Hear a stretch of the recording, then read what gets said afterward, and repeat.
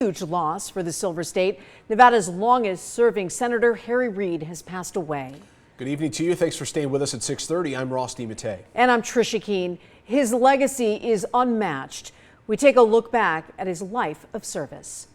From Searchlight, Nevada to the most powerful seat in the U.S. Senate, Harry Reid began his life in 1939 to very humble beginnings. His childhood home, a shack with no indoor toilet, hot water, or telephone.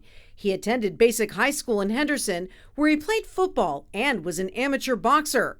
At Basic, Reid met future Nevada Governor Mike O'Callaghan, who was a teacher there and served as Reid's boxing coach. But he also met his future wife there, Landra Gould. Together, they had 5 children, including Rory Reid, former Clark County Commission chairman. Harry Reid attended college in Utah, and he and his wife, who was born Jewish, converted to the Church of Jesus Christ of Latter-day Saints. But Reid, a lifelong advocate for equal rights and tolerance, spoke out against anti-Semitism and hate as recently as April of 2019 at UNLV. Reid, a natural advocate, earned his law degree. He first stepped into public life, and he began as Henderson City Attorney before being elected to the Nevada Assembly back in 1968. In 1970, at age 30, Reid was chosen by Mike O'Callaghan as his running mate for Lieutenant Governor of Nevada.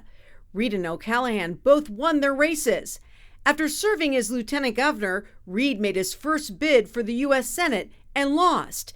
In 1975, Reid ran for mayor of Las Vegas and lost. He took a break from campaigning to serve as chairman of the Nevada Gaming Commission from 1977 to 1981. But still, with a passion for politics, Reid served as a U.S. congressman from Nevada. And in 1986, he ran for U.S. Senate again and won, serving from 1987 to 2017. In that time, he became a Senate Majority and Minority Leader, as well as a chairman of the Senate Democratic Caucus. Through his career, he had the ear of many U.S. presidents, with a close bond with President Barack Obama. Even though the boy from Searchlight became a Washington insider, he never stopped advocating for change in Nevada.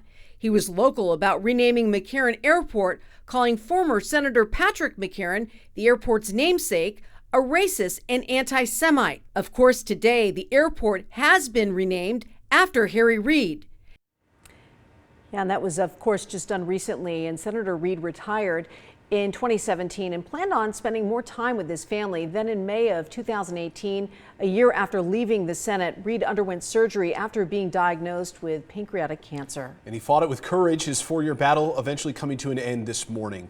And the man who lived the true American dream, a born fighter, has died at the age of 82. What a life it was. Absolutely. Meanwhile, the tributes are pouring in tonight. Reid was a big leader in the Democratic Party.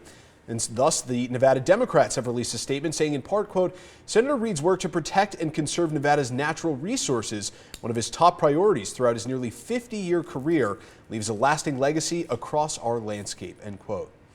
And Las Vegas Mayor Carolyn Goodman also sharing her condolences.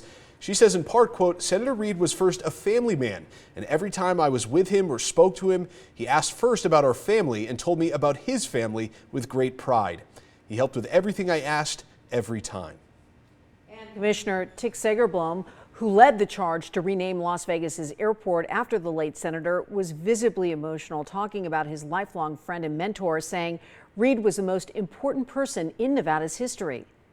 You know, we name things after people all the time after they die, and it's important, I think, for their legacy, but that never really let them know what we felt about them and how important they were to our lives. And I just wanted him to know that Nevadans appreciate what he had done for us and all the fights he fought for us.